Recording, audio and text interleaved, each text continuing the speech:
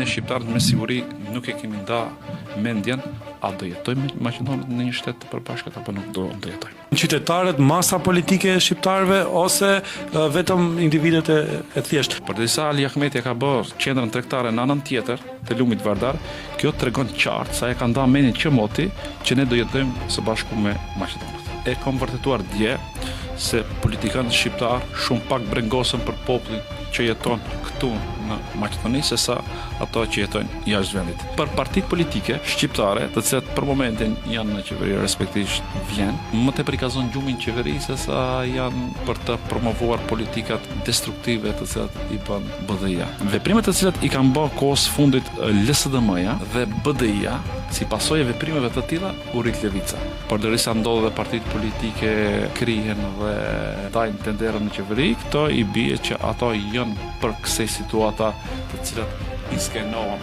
qoftë të shqiptarët apo qoftë të Maqedonët pa përjashtim.